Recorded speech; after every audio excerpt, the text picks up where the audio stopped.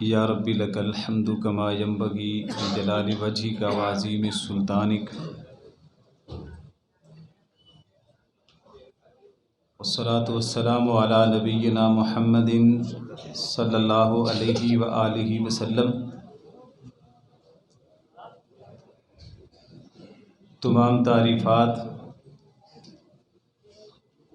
خالق کائنات مالک ارض و سما کے لیے،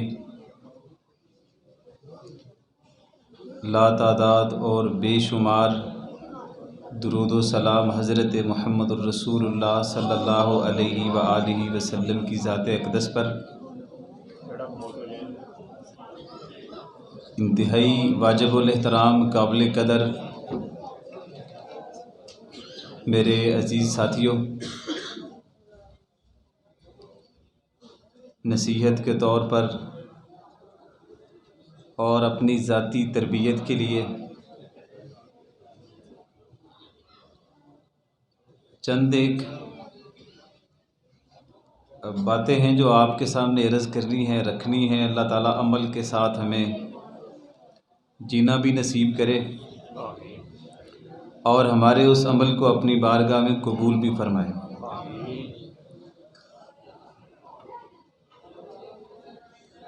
میرے خیال سے کوئی 35 سے 40 منٹ میں آپ کا وقت لوں گا، پہلے ہی وقت بہت ہو گیا ہے، اور مجھ سے پہلے جس ماحول میں آپ تقاریر سن رہے تھے نا، وہ ماحول جو ہے وہ شاید میں اس طرح سے نہ کر سکوں، کیونکہ میں تو سادہ سا بندہ ہوں اور ایک ٹیچر سے زیادہ، معلم سے زیادہ اور میرا کوئی تعارف نہیں ہے یہاں پر۔ آپ بھائی ہیں، بزرگ ہیں، عزت کرتے ہیں، دین کی وجہ سے اچھا لگتا ہے، تو نہ تو میں کوئی اتنا ولولہ انگیز کوئی خطاب کر سکتا ہوں کہ کوئی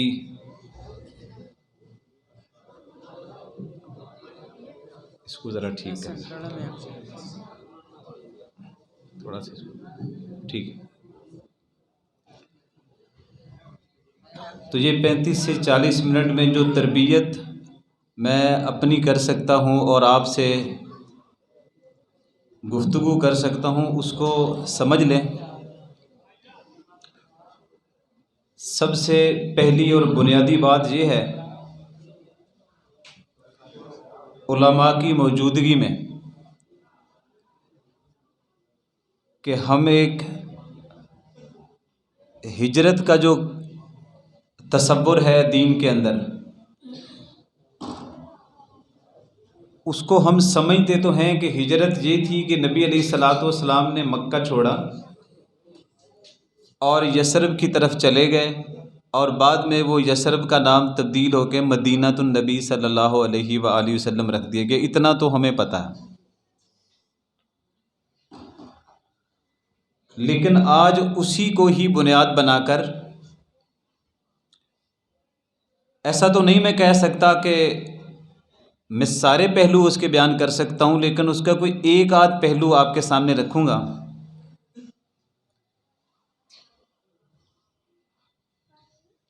کہ وہ صرف اتنی سے بات نہیں تھی کہ آپ نے مکہ چھوڑا اور یثرب گئے،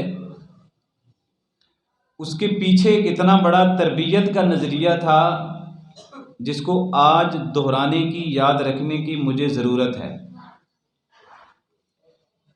کیونکہ یہاں ہم بہت جذبے کے ساتھ اور انتہائی جذباتی لب و لہجے میں یہ کہتے تو ہیں اپنے علماء کو بھی کہ ہم آپ کے ساتھ ہیں، لیکن اس میں سوچنے کی بات یہ ہے کہ جب آپ کی بیٹی کی شادی کا وقت آئے گا تو آپ کس کے ساتھ ہوں گے، یہ دیکھنا پڑے گا۔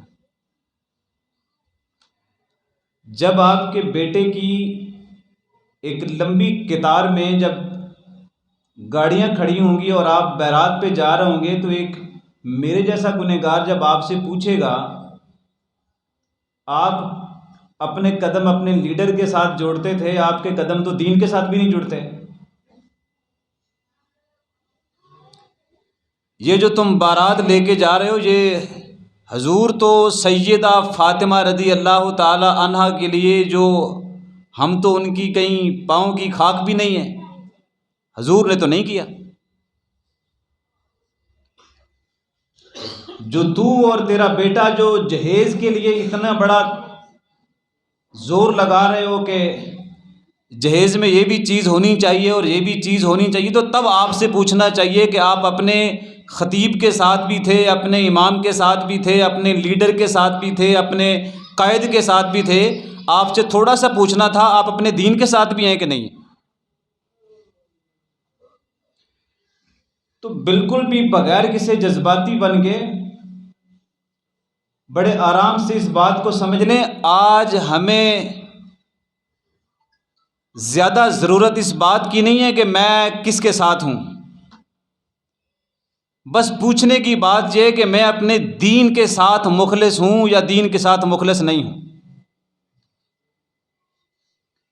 اہل حدیث ہو اور وہ بھی اپنی غمی اور خوشی اللہ کے دین کے مطابق اگر نہیں کر سکتا تو میرے خیال سے اس کو کسی کا ساتھ دینے کی ضرورت ہی نہیں ہے۔ ہجرت ایک تصور ہے۔ آپ پڑھے لکھے لوگ ہیں، آپ تھوڑا سا اس پہ غور کریں کہ ہم ایک ہجری سال کا تصور بھی رکھتے ہیں۔ ہم کہتے ہیں کہ ہمارا ایک اسلامی کیلنڈر ہے اور اس میں کہتے ہیں کہ وہ ہجری ہے۔ تو پوچھنا یہ تھا کہ جب اس کو ہجری نام دیا جا رہا تھا تو کوئی میٹنگ ہوئی تھی یا نہیں ہوئی تھی؟ جو مجھے پتا چلا کہ عمر بن خطاب رضی اللہ تعالی عنہ نے میٹنگ کی کہ ہم چاہتے ہیں کہ ہم ذرا اپنا ایک کیلنڈر بنائیں جسے ہم اسلامی کیلنڈر کہہ سکیں اور اس کا ایک نام بھی رکھیں۔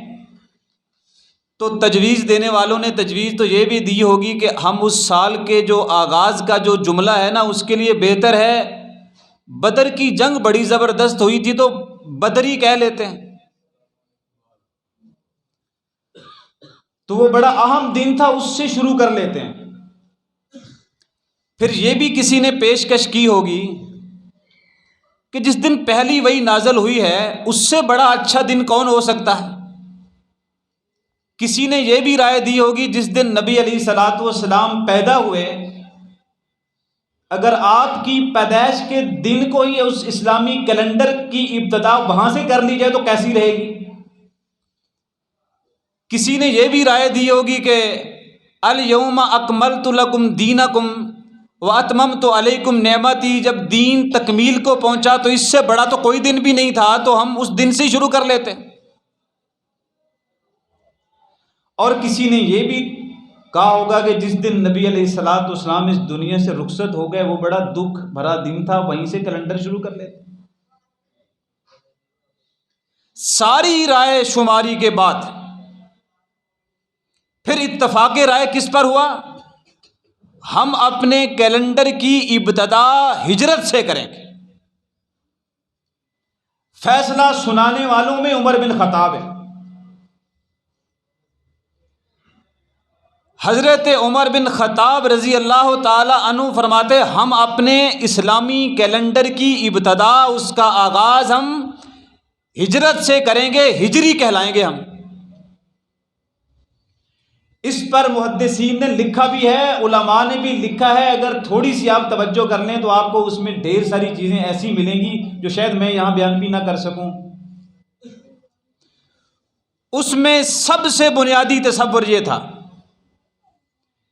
کہ ہم نے دنیا والوں کو پیغام دیا ہے، نمبر 1، نمبر ایک پیغام یہ ہے کہ یہ ہمارا دین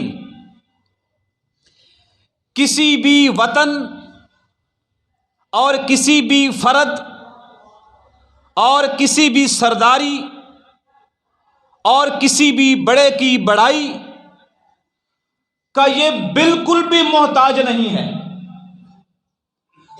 ہمارا دین دنیا کے عارضی جو معاملے ہیں کہ وطن آج تھا اور کل نہیں ہے، تو ہمارا یہ دین اس کا محتاج نہیں، ہمارا دین ساری دنیا کے لیے ہے۔ اور دوسرا بڑا پیغام جس کی آج ہمیں ضرورت ہے وہ یہ تھا کہ ہم دنیا والوں کو بتا سکیں ہم اپنے دین کے لیے میرے جملے آج تھوڑے سخت ہوں گے کیونکہ آپ نے مجھے آخر میں رکھا ہے، تو آخری خطیب میٹھی باتیں بھی کرتا ہے، تھوڑی سی کڑوی بھی کرتا ہے، تو میرا ذرا شکوہ بھی سن لیجیے گا۔ لیکن میں نہ سیاسی ورکر ہوں اور نہ میرا کسی سیاسی جماعت سے کوئی تعلق ہے، اور جوڑیے گا بھی مت۔ میرا تعلق ہے اللہ کے دین کے ساتھ اور آپ جیسے اچھے لوگوں کے ساتھ۔ تو ہم نے تو پیغام یہ دینا تھا کہ ہم اپنے دین کے لیے اپنی سرزمین کو چھوڑ سکتے ہیں، دین کو نہیں چھوڑیں گے۔ اپنے دین کے لیے والدین کو چھوڑ سکتے ہیں، دین کو نہیں چھوڑیں گے۔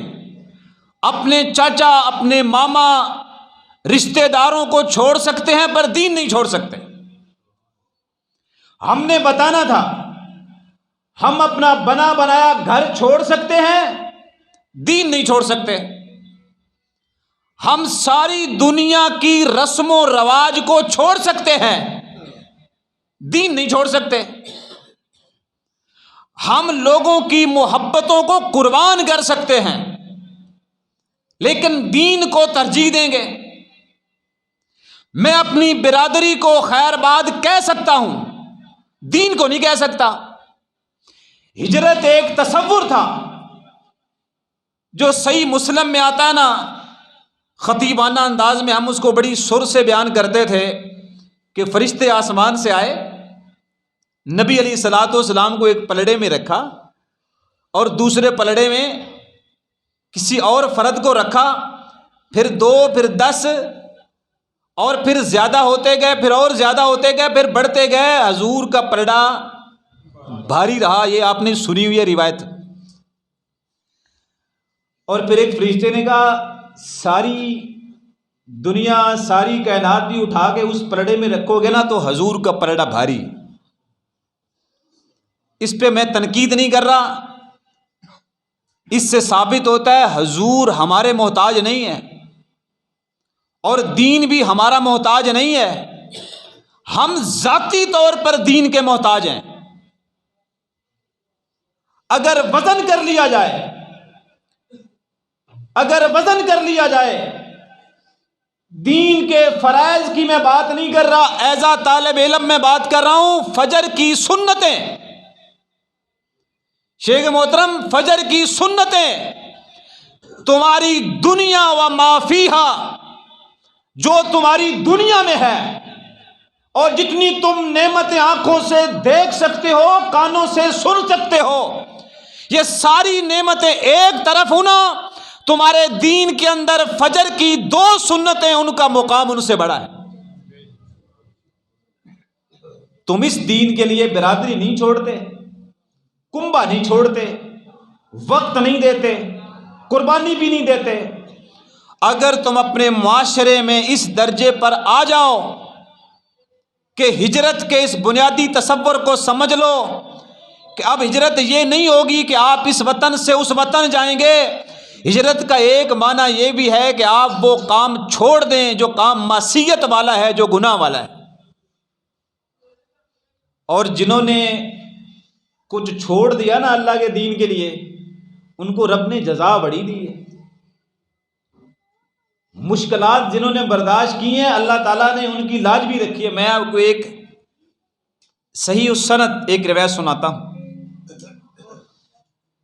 ایک صحابی کہتے ہیں کہ ہجرت کے دنوں میں نبی علیہ الصلاۃ والسلام کے ساتھ ہی تھا، تو آپ نے جب ہجرت کا ارادہ کیا اور کچھ ایسا ہوا کہ مکہ چھوڑنے لگے صحابہ کرام، تو ہم نے بھی چھوڑا، تو میں نے ایک دوست سے کہا کہ آپ بھی میرے ساتھ چلو، تم میرے بڑے گہرے دوست ہو۔ تو اس نے کہا ٹھیک ہے چلا جاتا ہوں، ویسے میرا دل تو وہاں ٹھیک لگا ہوا تھا۔ کہا نہیں، ہجرت کرنی پڑے گی آپ کو، میرے دوست ہو تو ہجرت کرو۔ اس نے کہا ٹھیک ہے ہجرت کرتے ہیں۔ کہتے وہ مدینے پہنچے نا، اس کی طبیعت خراب ہوگی، اسے بخار ہو گیا۔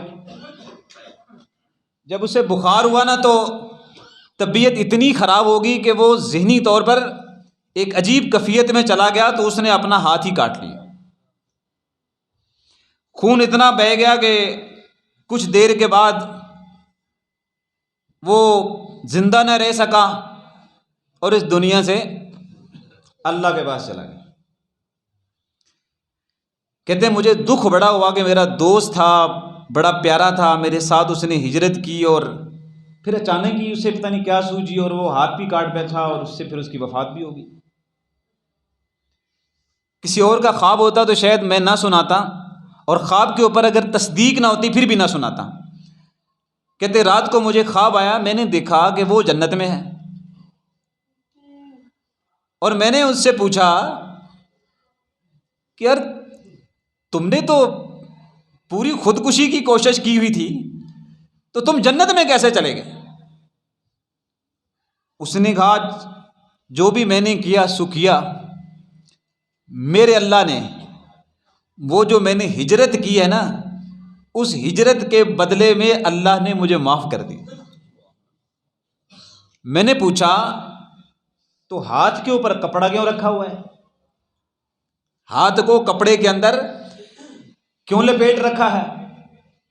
اس نے کہا اللہ نے ایک بات کی ہے کہ میں اس ہاتھ کو ٹھیک نہیں کروں گا، ما افسدتا، جو تو نے خود خراب کیا ہے۔ تو کہتے ہیں میں فوری طور پہ اگلی صبح نبی علیہ الصلوۃ والسلام کی بارگاہ میں حاضر ہوا، اور میں نے اپنے بھائی کا سارا قصہ حضور کو سنا دیا۔ تو نبی علیہ الصلوۃ والسلام نے بھی تائید کر دی کہ اللہ نے ہجرت کی وجہ سے اس کو معاف کر دیا جو دین کے لیے اس نے کی تھی، اور پھر فوری طور پہ آپ نے کہا اے میرے اللہ، اس کے ہاتھ کے معاملے پر بھی اسے معاف کر دیا۔ میرا یقین ہے کہ اگر حضور نے دعا فرما دی تو اللہ نے قبول کر لی۔ ہجرت کے اندر ایک عام آدمی جو تھوڑی دیر کے لیے بھی رہا، اللہ تعالیٰ اس کو اتنا درجہ دے رہا ہے کہ اس کے ایک معاملے کے بعد اس کو معاف کر کے اپنے ساتھی کو جنت میں دکھایا۔ آج میں تمہیں یہ نہیں کہتا، میں کہتا ہوں کچھ اللہ اس کے رسول کے لیے چھوڑ دیجئے، اپنی خوشی اور اپنا غم نبی علیہ الصلوۃ والسلام کے طریقوں پر حقیقی معنوں میں لے کر آئیے۔ بندے کی دین پر پہچان تب ہوتی ہے جب وہ خوشی کا موقع آتا ہے، جب اس کی غمی کا موقع آتا ہے۔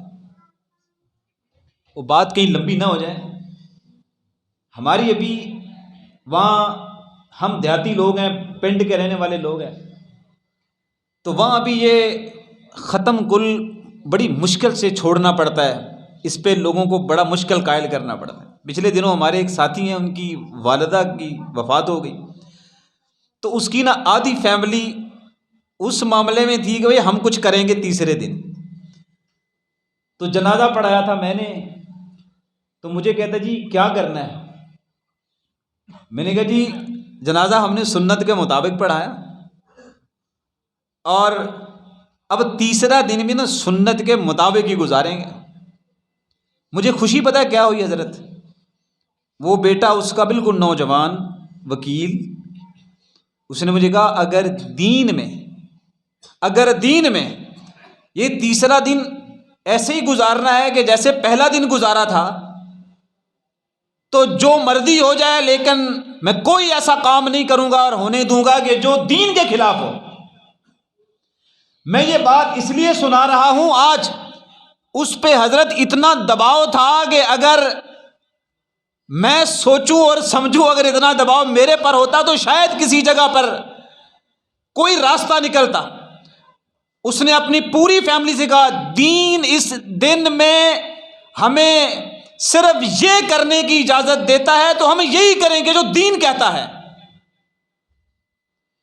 گاؤں کے بڑے بڑے لوگ اس کے پاس ہیں، اس نے کہا نہیں، ایک ہی بات ہے، میری والدہ کا آج تیسرا دن ہے، ہم وہ دن بھی اسی طرح گزاریں گے جیسے ہم نے دین کے مطابق پہلا دن گزارا ہے۔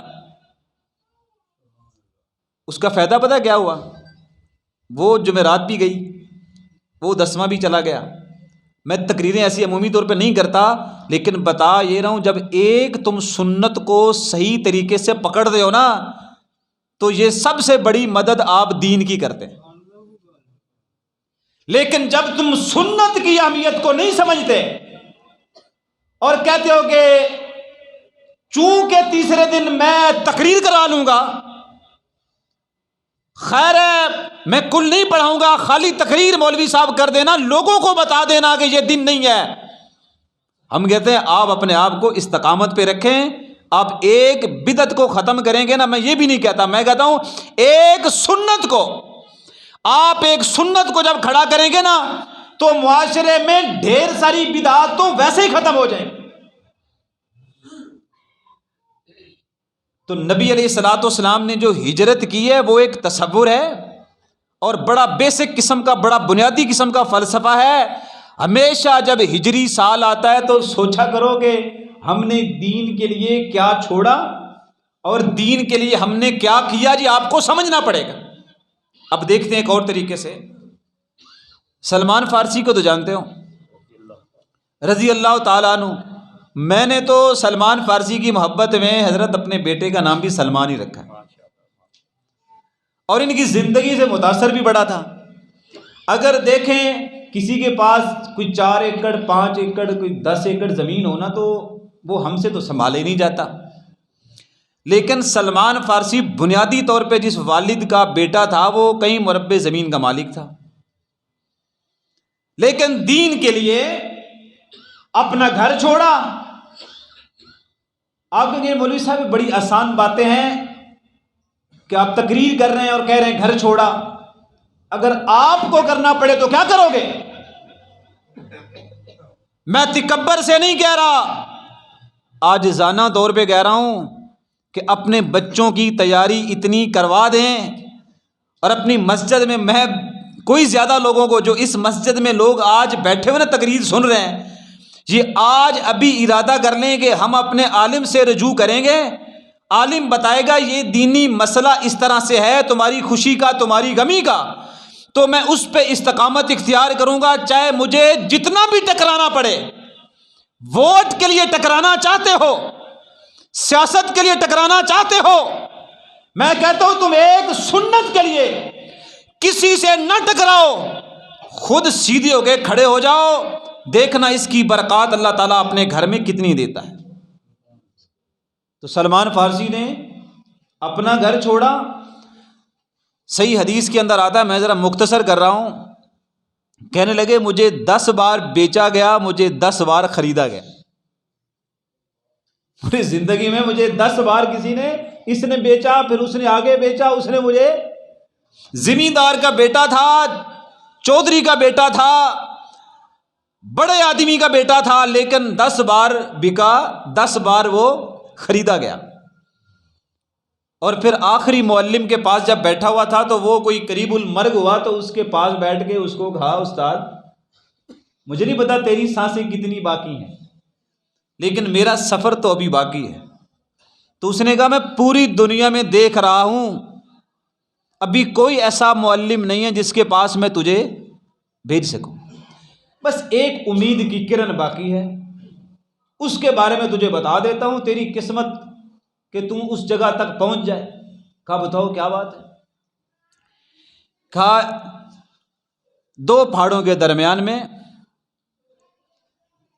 کھجوروں کے باغات بھی ہوں گے، اور ادھر ایک احمد محمد صلی اللہ علیہ وآلہ وسلم نبی تشریف لائیں گے، اگر ان سے ملاقات ہو جائے تو اس سے بڑی ہستی دنیا میں اور کوئی نہیں ہوگی۔ تو انہوں نے کہا ٹھیک ہے، اگر ہوا ایسا تو ٹھیک ہے، لیکن کہا بیٹا آپ کو کیسے پتہ چلے گا وہ نبی ہے وہ رسول ہے؟ 3 علامتیں ہیں اس کی۔ نمبر 1، صدقہ نہیں کھاتا، نمبر 2، ہدیہ قبول کرتا ہے، اور نمبر 3 کون سی ہے؟ مور نبوت ہے۔ کمر کے یہاں پر اللہ تعالیٰ نے نبوت کی علامت چھوڑی ہوئی ہے۔ یہ 3 علامتیں ہیں ان کی۔ کہتے ہیں مجھے ایک یہودی نے خریدا اور وہ خرید کے گھر لایا تو وہاں کھجوروں کے باغ بہت تھے، تو میں نے کہا چلیں وہ باغ والی بات تو پوری ہوگی نا، ادھر کھجوریں تو بہت ہیں، تو اللہ کرے کہ وہ بھی کہیں یہیں ملیں۔ کہتے ایک دن میں کھجور کے بلندی پر تھا، نیچے ایک آدمی آ کے دوسرے یہودی سے کہتا ہے فلاں فلاں قبیلے کو وہ تباہ ہو جائیں برباد ہو جائیں، انہوں نے ایک آنے والے مکے سے آنے والے کو اپنا نبی اپنا رہبر و رہنما مان لیا۔ کہتے میرے کانوں میں جب آواز پڑی تو میں نے اوپر سے ٹہنی چھوڑ دی اور میں چھلانگ لگا کے میں نیچے آیا، تو میں نے مالک سے پوچھا جس نے مجھے خریدا ہوا تھا، میں نے کہا یہ کیا بات کر رہا ہے؟ تو اس نے کہتا لا تمانی، اس نے مجھے زوردار تھپڑ رسید کیا اور کہا اپنا کام کر۔ میں اپنے اندازے سے کہتا ہوں شاید سلمان فارسی نے نہ کہا ہو، میں کہتا ہوں انہوں نے دل میں کہا ہوگا میرا اصل کام تو یہ تھا، یہ تو تم نے مجھے مزدور اجیر بنا کے کھجوروں پہ چڑھا دیا، میرا تو اصل سفر کا مقصد تو یہ تھا۔ وہ مالک چلا گیا، میں نے کھجوریں لی، میں اندر شہر کے گیا، میں نے دیکھا ابو بکر صدیق تھے رضی اللہ تعالیٰ عنہ، اور وہاں نبی کریم تھے صلی اللہ علیہ وسلم۔ تو میں نے کھجوریں پیش کی، میں نے کہا آپ لوگ مسافر ہیں، میں نے تھوڑا سا کپڑا ایسے کیا ہوا تھا، آپ لوگ مسافر ہیں، یہ ذرا آپ قبول کر لیں، یہ صدقہ ہے۔ آپ نے ساری کھجوریں تقسیم کر دی، خود نہیں کھائی۔ میں نے کہا لو جی یہ نشانی بھی پوری ہوگی۔ اگلے دن پھر آیا، میں نے کہا کل میں نے آپ کو صدقہ دیا تھا، آپ نے نہیں کھایا، آج آپ کو ہدیہ پیش کر رہا ہوں، آپ نے خود بھی کھا لیا اور باقی کو بھی۔ کہتے پھر میں ایک ساتھی فوت ہو گیا تو آپ قبرستان میں تھے، تو میں کبھی ادھر سے گزرتا کبھی ادھر سے گزرتا، ہمت تو نہیں پڑتی کہ جا کے کہوں زبان سے، تو حضور تو نبی ہیں، تو کہا کیا بات ہے، 2 دن کھجوریں بانٹنے آئے تھے اور آج تم میرے پیچھے کبھی ادھر کبھی ادھر۔ تو میں قریب ہو کے میں نے کہا میں تو اس طرح کا مسافر ہوں، کچھ 2 علامتیں پوری ہو گئی ہیں، ایک رہ گئی ہے، میں ذرا تیزی میں بیان کر رہا ہوں۔ آپ نے اپنا کرتا پیچھے کیا، اپنا قمیص پیچھے کیا، کہا دیکھ لو۔ کہتے جب میں نے دیکھا تو میں تو چمٹ گیا، میں تو رویا بڑا، مجھے منزل ملی، مجھے ہدایت کا سر چشمہ ملا، اور میں تو خوش ہو کے روتا رہا۔ حضور نے مجھے سامنے بٹھا لیا اور پھر میری پوری بات کو پورے وثوق سے سنا، اور اس کے بعد آپ نے تاریخی جملے مختلف مقامات پہ بولے، اور ایک جملہ یہ بھی تھا اگر سریا مقام پر بھی دین ہوتا نا، یہ سلمان فارسی وہاں سے بھی اس دین کو لے کے آتا۔ پھر آپ نے کہا سلمان فارسی میرے اہل بیت کا حصہ ہے۔ پھر نبی علیہ الصلوۃ والسلام نے ان کی آزادی کے لیے اپنے ہاتھوں سے کھجوروں کے پودے لگائے، اپنے بیت المال سے سونا اٹھا کے دیا، قیمت اتنی بڑھ گئی کہ خرید کر نبی علیہ الصلوۃ والسلام نے آزاد کر دیا۔ اس وقت کہا کہ 10 بار بیچا گیا، میں 10 بار خریدا گیا، لیکن جب منزل مقصود پہ پہنچے، جو زمین چھوڑی اس کا غم نہیں لیا، جو والد کو چھوڑا اس کا غم نہیں لیا، جو وطن چھوڑا اس کا بھی غم نہیں لیا، جو غلامی میں گئے وہ غم نہیں لیا۔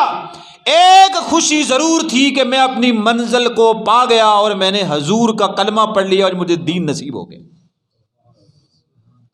ہمیں تو یہ کرنا ہی نہیں پڑا، ہم تو پیدا ہوئے مسلمانوں کے گھر میں۔ اور ایک حدیث اور سناتا ہوں جو شاید میں نے آپ کو پہلے کبھی سنائی ہو، صحیح بخاری کی ہے۔ ابھی یسربی نام تھا، حضور نئی نئی ہجرت کر کے آئے ہوئے تھے۔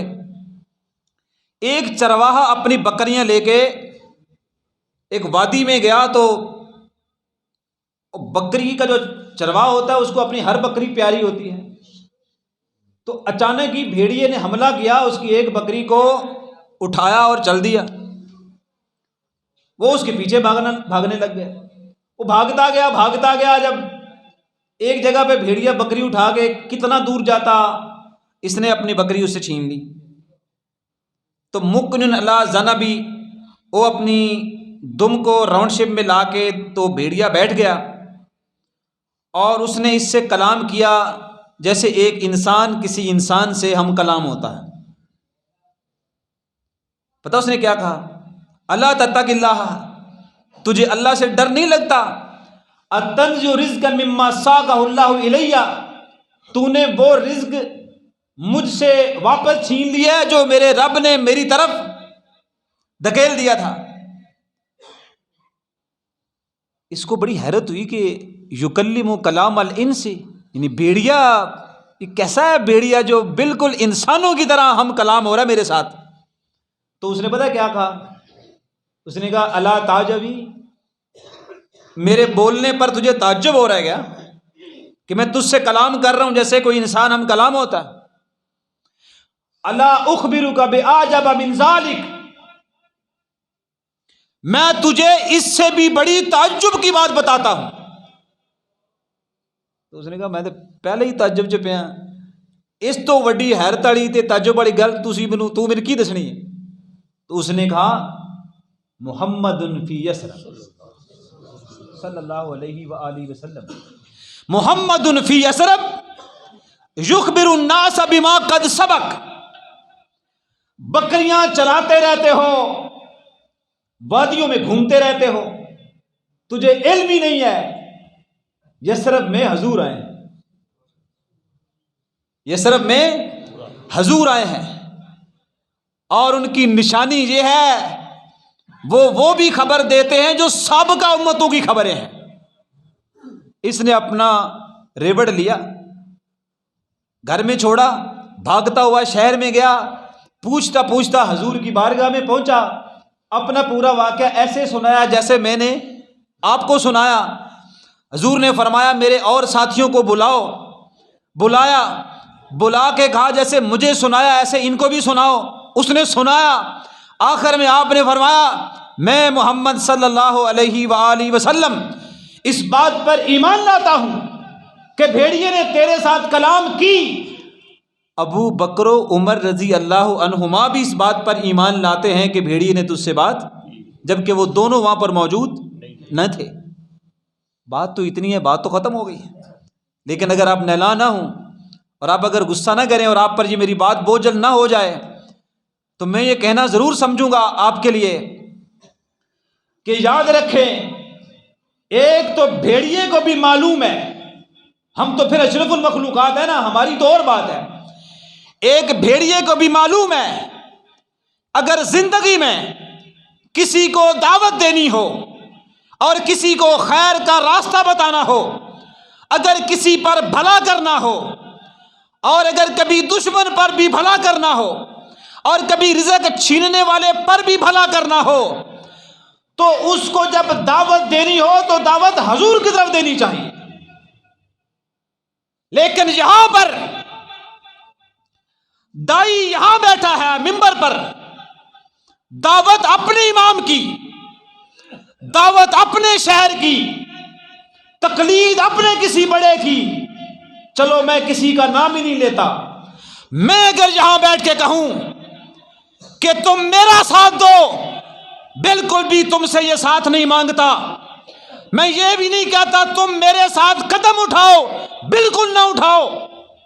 میں تمہیں کہتا ہوں جب بھی کبھی دعوت کا کام کرو تو دعوت اللہ کی طرف دو، اللہ کے رسول کی طرف دو، اور اس دعوت دینے سے پہلے یہ یاد رکھو کہ تم خود اس دعوت کے اوپر کھڑے بھی ہو۔ ہجرت کا مطلب یہ ہے ہم اپنے دین کے لیے ساری دنیا چھوڑ سکتے ہیں، وطن چھوڑ سکتے ہیں، لیکن ہم دین نہیں چھوڑ سکتے۔ اور نبی علیہ الصلوۃ والسلام، آخری باتیں یہاں پہ سمٹ گئی ہیں، یہ میرے دوست میرے ساتھ ہیں، وہ بڑے میرے قابل قدر ہیں، وہ بھی عالم دین ہیں. میں ان کو راستے میں ان کو بتا رہا تھا، میں نے 2 مرتبہ ان سے بات کی. میرے وہ ڈاکٹر شجاع آبادی شاکر کو انہوں نے ایوارڈ بھی دے دیا، کہا چل آخری عمر میں اس کو پی ایچ ڈی کی ڈگری بھی اعزازی دے دی. اس سے جب کسی نے پوچھا تھا نا، ساری زندگی غم میں گزر گئی ہے، معذور بھی ہو، بول بھی نہیں سکتے، تنگ دستی بھی دیکھی، غربت بھی دیکھی، تو میں کوئی شاعر تو نہیں ہوں، نہ مجھے کوئی شعر اتنے زیادہ آتے ہیں، لیکن اس کی بات نے میرے دل پہ تھوڑا اثر بھی کیا، اور اس کی اس بات میں ذرا دم بھی تھا. اس نے جواب پتہ کیا دیا، میں اس کا ترجمہ بھی کر دوں گا، سرائکی میں شعر بھی سنا دیتا. تو اس نے کہا ایتھا جب بھوگ بھوگے ہیں، ادھر مطلب ہے یہاں پہ جو تکلیفیں میں نے غربت دیکھی ہے، مرض دیکھا ہے، بول نہیں سکتا، چل نہیں سکتا، اتھا جو بھوگ بھوگے ہیں اتھا جزا مل سی، ان کا بدلہ مجھے روز معاشر ملے گا. اور اگلی بات اس نے سریکی میں کی ہے، کہتا ہے تھکیڑے سارے لے ویسن، تھکیڑے سارے لے ویسن، نبی مل سی خدا مل سی. انسان کی منزل یہ کوئی دنیا تھوڑی ہے، ہماری منزل یہ دنیا نہیں ہے، آخرت ہے.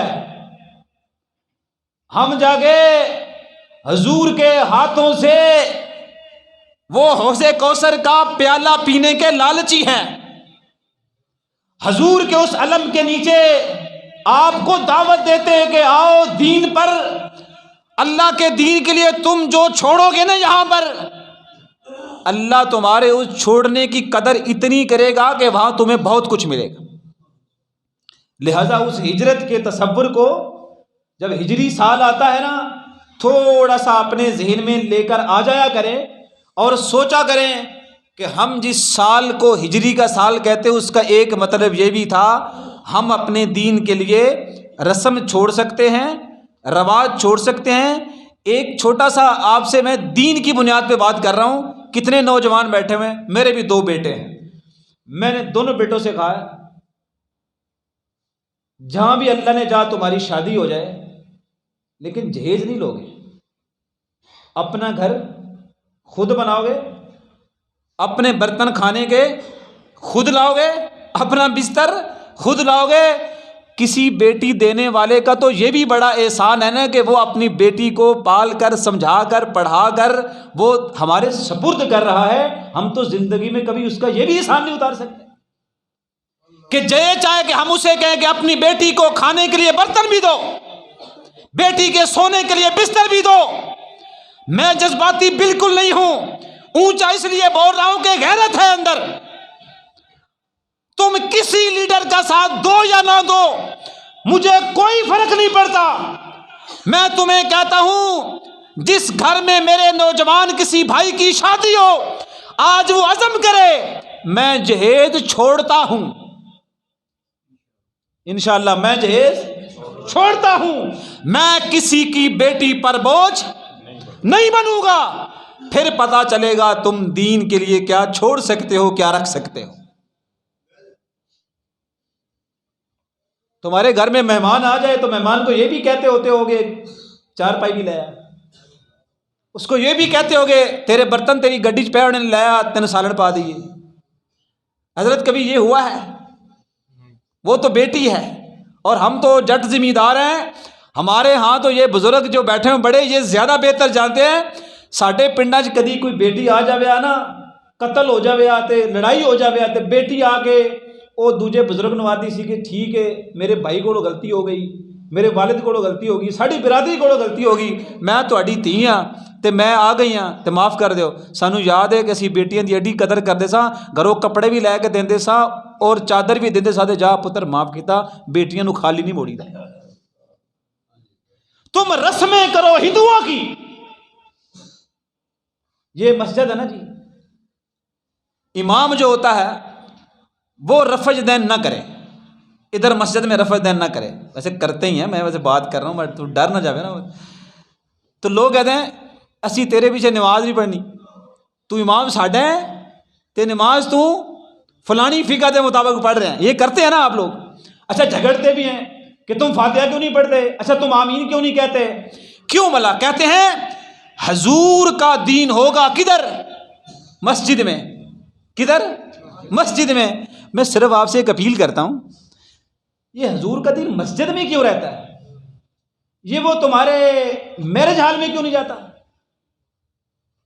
نہیں, وہ تمہارے میرج ہال میں جتنے تم کام کرتے ہو وہاں کبھی لڑائی کی تم نے کہ یار یہ جو کام تم کرنے لگے ہو یہ حضور نے کوئی نہیں کیا, یا یہ حضور نے کیا؟ میرج ہال میں ہمارے امام نبی نہیں ہے.